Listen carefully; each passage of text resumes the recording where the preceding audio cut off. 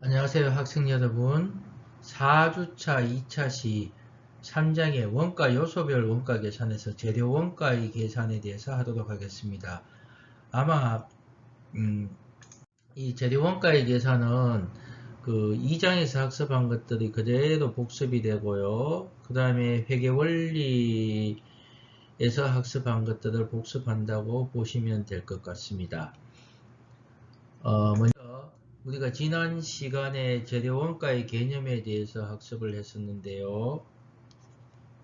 자, 원재료비에서 다시 간단하게 기초 원재료, 그 다음에 구입하게 되면 자산입니다. 그죠?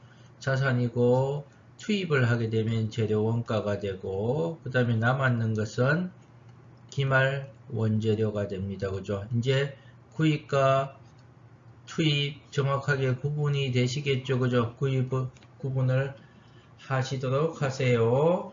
자, 그 다음에 이제 재료의 매입부터 한번 보도록 할게요. 자, 재료의 매입 보기 전에 재료 원가의 종류에 대해서 한번 살펴보도록 하겠습니다. 그냥 쭉 읽어보시면 됩니다. 소비되는 형태에 따라서 주요 재료 원가냐, 보조 재료 원가냐. 주요 재료 원가는 특정 제품에 소비되어 주로 제품의 기본적인 실체를 구성합니다. 금액적으로 중요합니다. 자, 자동차에 만약에 몸체가 있습니다. 몸체, 큰 자동차 몸체가 있습니다. 주요 재료 원가죠. 그죠? 그 다음에 우리가 책상을 만들 때 합판 같은 것들은 주요 재료 원가에 해당할 겁니다. 이 주요 재료 원가는 가만히 보시면 주로 직접 재료 원가가 여기에 해당합니다. 자, 보조 재료 원가는 보조적으로 소비되는 재료를 보조 재료라 하면서 보조 재료를 소비함으로 인해서 발생되는 원가가 보조 재료 원가입니다. 자, 볼게요. 기계 제조업의 경우 제품을 구성하고 있는 볼트와 너트는 물리적 측면에서 제품의 실체를 구성하고 직접 재료 원가이지만 금액상 중요하지 않기 때문에 금액상 우리가 회계를 할 때 중요성의 원칙이다 했습니다. 중요하지 않기 때문에 간접 재료 원가인 보조 재료 원가로 분류를 합니다. 우리가 주요 재료 원가는 직접 재료 원가, 보조 재료 원가는 간접 재료 원가입니다.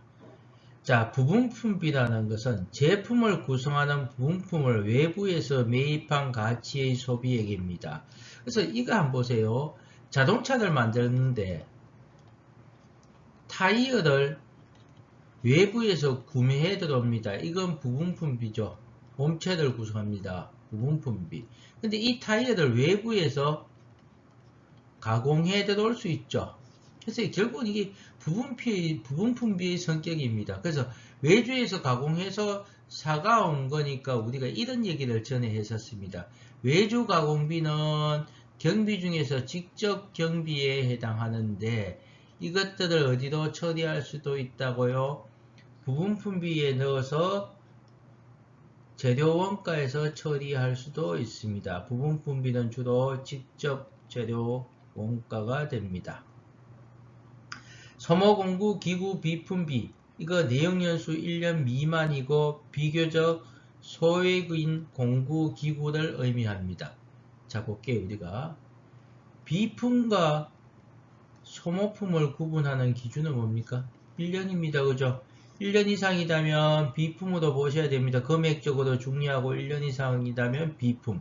금액적으로 중요하지 않거나 내용 연수가 1년 미만이라면 소모품으로 처리합니다. 그래서 소모 공구 기구 비품비는 내용 연수가 1년 미만으로 금액적으로 비교적 소액입니다.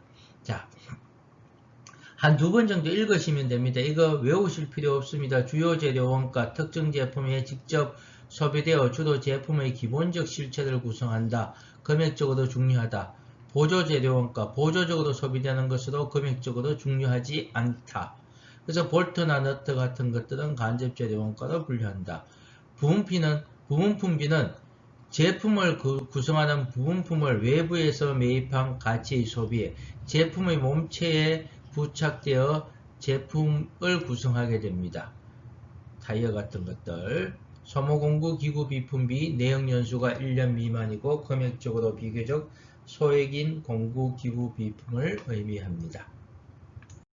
자, 이건 너무나 잘 아는 겁니다. 제품의 추적 가능성에 따라서 직접 재료 원가와 간접 재료 원가인데, 자 볼게요. 특정 재료가 특정 제품의 생산에 직접 소비되었는지 경제적으로 추적 가능한 재료의 소비액입니다. 주요 재료 원가와 부분 품비가 여기에 해당합니다.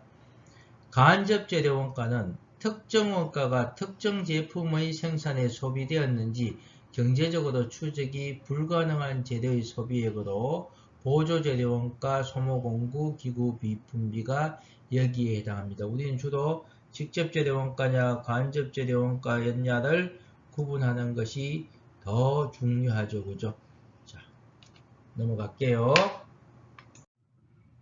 자, 우리가 구입을 해서 바로 판매를 한다면 이게 상품이죠. 근데 구입을 해서 제품을 제조하는데 투입했다면 이게 원재료가 됩니다. 그래서 이 매입원가와 소비량 계산하는 거요, 상품과 거의 같습니다. 그래서 복습한다고 생각하시면 됩니다. 자, 재료의 매입원가는요, 재료의 매입가액에 매입재 부대비용을 포함하게 됩니다. 지도원가죠. 그래서 매입 부대비용에서 재료의 구입과 관련된 수수료, 운임, 보험료 등의 재비용이 재료의 매입원가가 됩니다. 우리가 원재료 100만원치를 외상으로 매입했습니다. 100만원. 이게 만자의 약자입니다. 100만원 만자. 그래서 매입하면서 운반비를 현금으로 2만원 지급했다면 원재료의 지도원가는 얼마가 된다고요? 예, 102만원 이렇게 공개가 되겠죠. 그죠? 그 다음에 우리가 상품을 수량 곱하기 단가라고 봅시다. 그러면 원재료도요, 수량 곱하기 단가입니다. 우리가 상품을 배우실 때 단가죠. 단가인데 수량을 결정할 때, 자, 이게 보세요. 재료는 구입 수량과 소비 수량이 틀릴 수 있겠죠. 소비액이. 근데 여기선 소비액을 계산을 합니다. 수량을 계산하는데, 자 볼게요. 기초재료 재고에서 단기재료 구입량을 더하고 수량을 결정합니다. 수량을 결정하는데, 재료를 사용할 때마다 장부상에서 계속 기록했다면 기말 재고량이 나오겠죠. 상품으로 본다면 기초상품 수량, 단기 매입 수량, 그 다음에 판매 수량 해서 기말 재고 수량 이렇게 계산했었죠. 그래서 그 용어만 바뀌었습니다. 기초 재료 재고량에서 단기 재료 구입량 더하고 기말 재료 사용량, 출고량을 빼시면 기말 재료 재고량을 어디서 계산한다고요? 장부상에서 계산했죠. 그래서 재료 사용량, 출고량을 어떻게? 장부상에서 출고될 때마다 계속해서 장부에서 기록을 해 줍니다. 그죠? 요 출고량에서, 자, 만약에 이게 상품이라면은 판매 수량이니까 곱하기 단가를 곱하면 매출 원가가 되었었죠. 재료 사용량 출고량에다가 단가를 곱하면 재료 원가가 되겠죠. 그죠? 그렇게 구분하시면 됩니다. 그죠? 자, 근데 실지재고조사법은 어떻게 한다? 자, 재료 사용량, 소비량, 투입량을 계산하는데 이걸 나갈 때마다 장부상에서 계속 기록을 안 한다는 얘기죠. 계속 기록을 안 하고 어떻게 하겠다? 기초재고량에서 단기재고 구입량 더하고 기말 재료 재고량을 어떻게 하겠다? 기말에 실지재고 조사를 통해서 파악하겠다. 실제로 뭐로 하겠다? 눈으로 보겠다는 얘기죠. 기말 재고량을 실제로 눈으로 파악하겠다는 겁니다. 그래서 재료 소비량을 파악을 합니다. 그럼 누가 항상 많습니까? 계속기록법이 기말재고는 누가 항상 많습니까? 계속이 많습니까? 실지가 많습니까? 계속이 항상 같거나 크죠.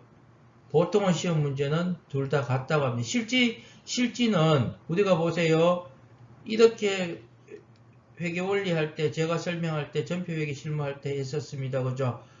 자기가 장부상에서 100kg이 있더라도 바람에 난리 갔다 3kg, 옆집 아줌마가 훔쳐갔다 25kg. 그럼 실제로 있는 건 95kg 밖에 없죠. 그래서 장부상에 100kg이 파악되겠지만 실제는 95kg입니다. 그래서 계속기록법이 실지재고조사법보다 항상 어떠하다고요? 같거나 크죠. 자, 요거 뒤에서 단가하고 넣어서 문제들도 복습삼아 풀어볼게요. 근데 원가회계에서는 역산법이라는 것을 하나, 역산법을 하나 더 인정합니다. 즉 어떻게 원재료의 소비량을 계산하는데, 소비금액을 계산하는데 제품의 생산량에다가 제품이 10개, 100개 생산됐는데 이 한 개 생산될 때마다 만약에 짝대기가 조스바를 100개 생산하는데 한 개 만들 때마다 짝대기가 한 개씩 사용된다면 사용량이 1m씩 사용된다고 봅시다. 그러면 100m가 사용되죠. 그러니까 거꾸로 제품 생산량에다가 제품 한 단위당 재료 사용량을 곱해서 계산하는 역산법을 적용할 수가 있습니다. 그래서 이 역산법은 크게 어려운 거 아니죠? 우리가 이 역산법은 주로 표준 원가 계산할 때 많이 나옵니다. 생산량에다가 표준 단위당 재료 사용량을 곱해서 계산을 하시면 됩니다. 재료 원가들요. 자, 한번 3분 정도 복습하시고 다음 슬라이드 봅니다. 제가 스톱하다 할 때는 스톱하셔서 한 번 3분 정도 쭉 흐름을 보시고 다음 슬라이드 플레이 누르세요. 알았죠? 자, 재료 소비 금액 계산하는 겁니다. 계속 봅니다. 자, 이렇게 계속기록법이나 실지재고조사법 또는 역산법을 통해서 재료 소비량이 결정되면 이 소비량에다가 단가를 곱하여서 재료 원가를 계산하면 됩니다. 단가를 곱해서 재료 원가를 계산하면 되는데, 자, 원가 계산 준칙 구조 사망 한번 볼까요? 재료의 소비 가격은 취득원가에 따라서 계산을 합니다. 취득원가는 우리가 매입가액에다가 매입재 비용을 포함합니다. 그죠? 계산하되 동일 재료의 취득 원가가 들어올 때마다 단가가 다를 경우에는 우리가 책이 조금 순서가 이상합니다. 그죠? 여기서 정확하게 잡습니다. 책 말고요. 개별적으로 적용할 수 있다면 개별법을 적용하면 제일 좋습니다. 그죠? 개별법을 적용할 수 없다면 선입선출, 후입선출, 이동평균법, 총평균법 등 이게 뭐냐면 우리가 원가법이라고 하죠. 그죠? 개별법 또는 원가법을 적용해서 계산한다고 규정하고 있습니다. 재료원가, 재료소비금액은 재료소비량에다가 재료소비 단위당 원가로 단가를 곱하여 계산하며, 원가법은 재료소비 단가를 실제 구입한 매입 원가를 기준으로 소비 단가를 계산하는 방법입니다. 이건 뒤에서 지금부터 보도록 하겠습니다. 자, 여기서 핵심은요. 소비량에다가 뭘 곱하면 된다? 소비 단가를 곱하면 된다. 소비 단가를 계산할 때는 개별법이나 선입선출, 후입선출, 이동평균, 총평균법과 같은 원가법을 적용하면 된다는 것으로 생각하면 됩니다. 그죠? 생각하시면 됩니다. 자, 다음 장 보도록 하겠습니다. 자, 재료 소비 금액 계산하는 것, 단가 계산하는 방법, 개별법 읽어봅니다. 자, 뭐 그냥 읽으면 우리가 이거 개별법 설명할 때 뭐 했습니까? 골동품이라 했죠. 고가의 이런 말을 했습니다. 고가의 골동품은 태그를 붙여 놓았다가 상품이 판매될 때마다 판매된 단가를 적용시킨다고 했습니다.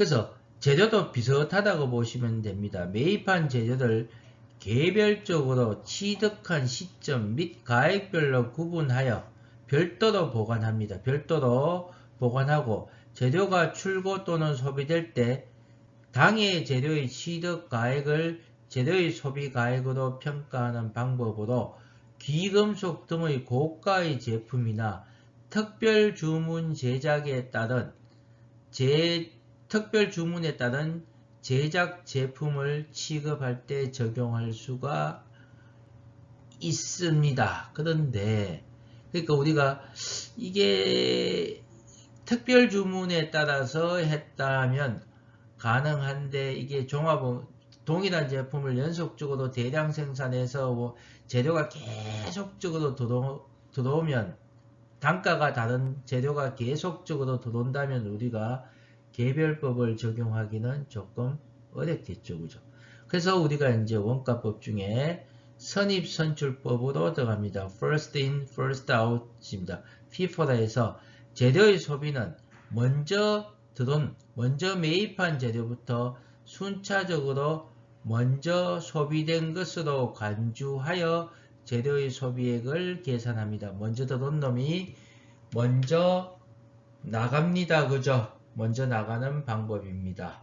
자, 그래서 자, 뒤에 문제를 풀어볼게요. 이거 이미 다 했던 것들이죠. 다 했던 것들이기 때문에 우리가 문제를 풀어보도록 하겠습니다. 이미 다 선입선출법 다 했죠. 그래서 문제를 풀어보고 복습을 하도록 하겠습니다. 자, 우리 예제 문제 가지고 그래가 선입선출법 한번 보도록 할게요. 예제 문제 가지고 선입선출법 보는데 자, 예제 문제 분석을 한번 해봅시다. 교과서 83페이지 3-1인데 재료 입고부터 한번 볼게요. 우리가 자, 재료인데 재료가 기초가 얼마요? 8월 1일자 200개 단가까지 적어볼까요? 150원. 그 다음에 8월 12일자 150개 단가 얼마? 200원. 그 다음에 8월 20일자 100개인데 단가가 200원. 단가가 250원이죠. 즉 150원, 200원, 250원에도 났습니다. 그죠? 요 사이에 8월 10일자에 팔았다. 그죠? 100개. 8월 17일자에 팔았네요. 150개. 8월 25일자에 팔았다. 그죠? 50개.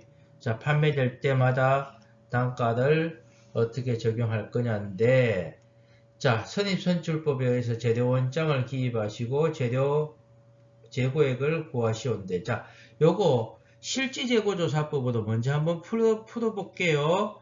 자, 그러니까 재료가 총 몇 개 됩니까? 기초가 몇 개인가 하면 200개고, 200개. 기초가 200개고, 구입이 몇 개인가 하면 350개가 구입돼서 총 550개입니다. 근데 판매가 몇 개 되었는가 하면 100개, 150개, 50개니까 판매가 총 300개 되었다. 그죠? 기말은요, 250개입니다. 그죠?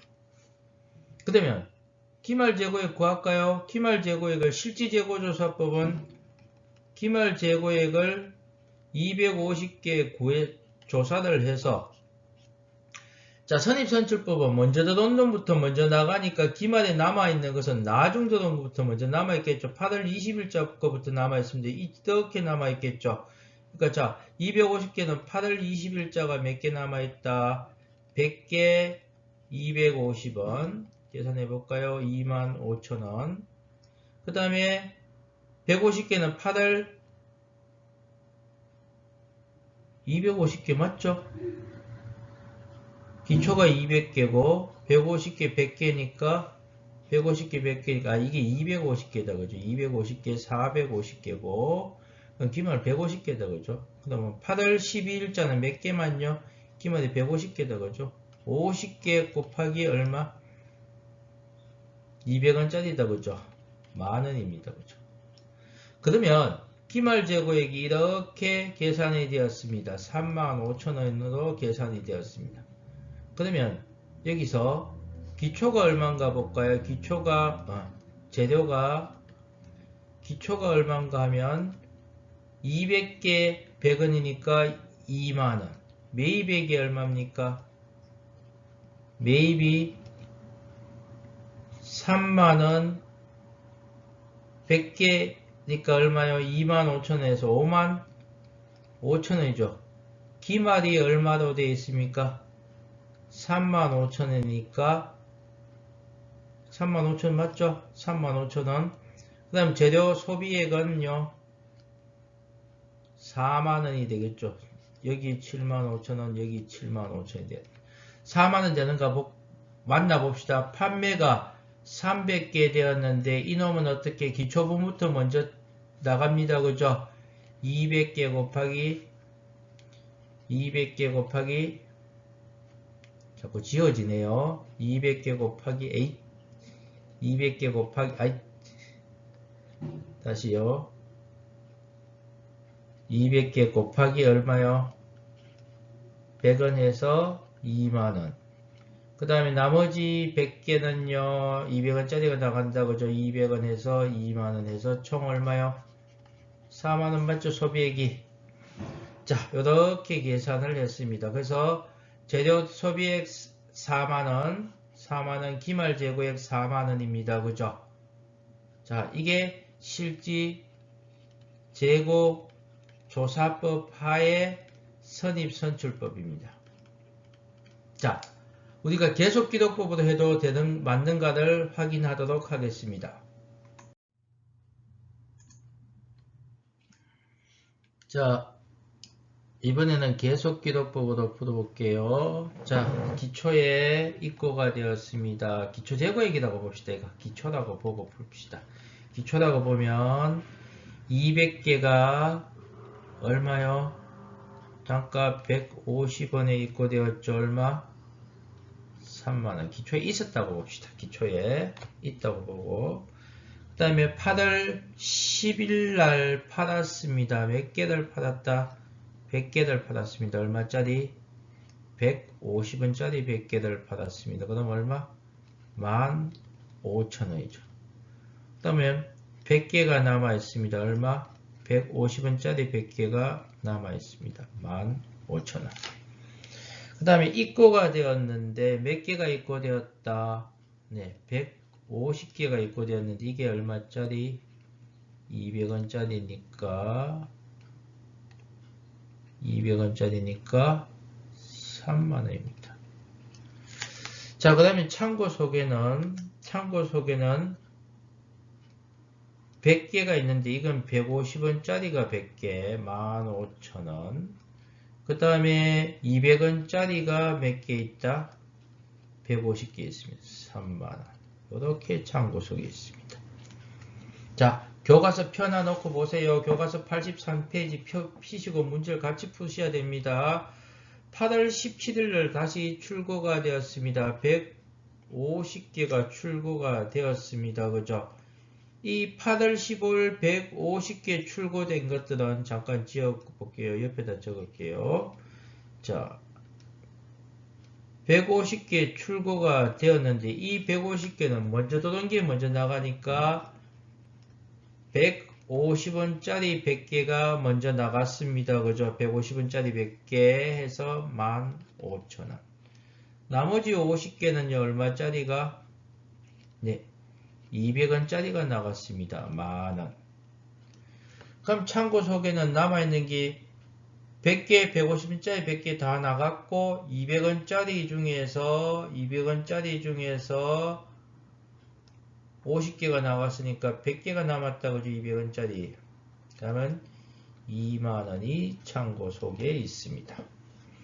자, 8월 20일 날 입고가 다시 100개가 입고되었습니다. 100개가 입고되었는 게 얼마? 200원이죠.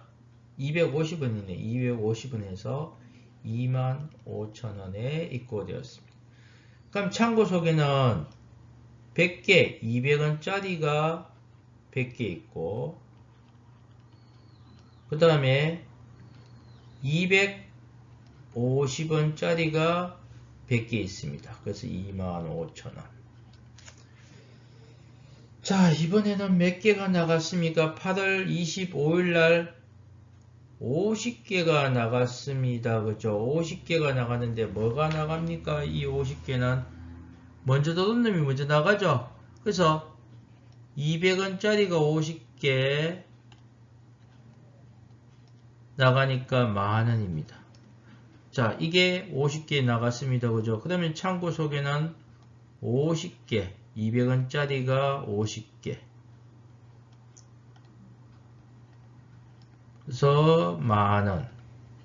그 다음에 250원짜리가 몇 개? 100개 남아 있습니다. 그죠? 자, 합계만 적을 필요도 없고요. 그냥 봅시다. 그러면 우리가 기말 재고액은 뭐가 됩니까? 요놈이 기말 재고액이 되겠죠.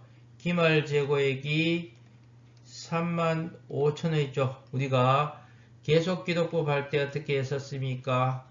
기초가 몇 개? 200개. 매입이 몇 개? 총 150개 몇 개에서 200, 맞죠? 250개. 출고가 몇 개 됐는가 하면 250개, 300개였죠? 맞아요? 250, 200, 300개. 기말이 몇 개 남았다? 150개 남았죠?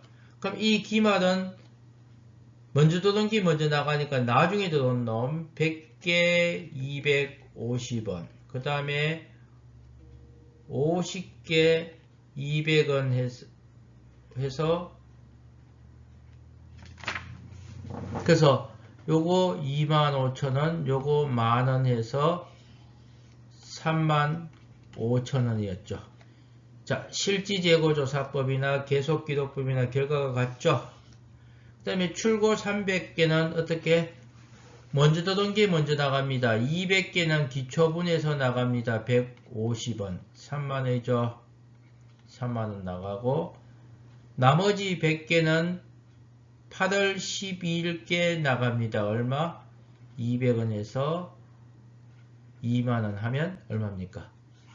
출고 단가는 재료 소비량은 5만원이었죠. 그죠? 자, 보세요. 자, 우리가 재료 소비량을 계산하시면 계속기록법으로 계산하시면 얼마가 나온다? 요거 계산하시면 5만원이죠. 자, 계속기록법이든 실지재고조사법이든 결과가 같죠. 그 다음에 기말도 실지재고조사법이든 계속기록법이든 결과가 어떠하다고요? 같죠. 그죠? 같습니다. 그죠? 그래서 이 문제를 풀이하실 때는 선입선출법을 풀이하실 때는 문제가 나오면 어떻게 한다? 우리가 시험에서 문제가 나오면 실지재고조사법으로 풀이하시는 게 문제 시간이 빠르게 걸리겠죠. 시간이 빠르죠. 그래서 이 얘기는 있습니다. 감모라든가 공손, 제조기업에서는 공손이 없어야 되겠죠. 즉 뭐냐면 실지재고 수량과 계속기록법에 의한 수량이 동일하다는 가정을 주고서 문제를 냅니다. 그래서 선입선출법으로 푸실 때는 어떤 방법으로 푸시든지 간에 상관이 없기 때문에 시간이 절약되는 것은 계속기록법보다는 실지재고조사법이 훨씬 좋은 방법입니다. 오늘 재료원가에 대해서 재료원가는 수량 곱하기 단가였고 수량은 계속기록법과 실지재고조사법, 단가는 개별법과 원가법을 적용하는데 오늘 선입선출법에 대해서 했었습니다. 나머지는 취득시 취득가액은 매입가액에서 매입재 부대비용을 합쳐서 계산하시는 것부터 했었고요. 그래서 이 선입선출법 복습이죠.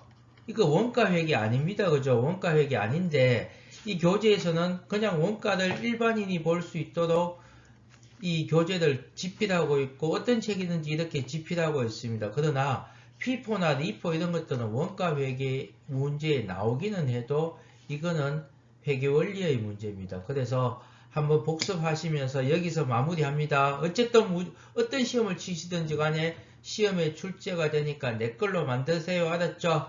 이번에 제가 원가회계 시험 칠 때 이 문제 내도록 할게요. 수고하셨습니다. 3차 시에서 뵙도록 하겠습니다.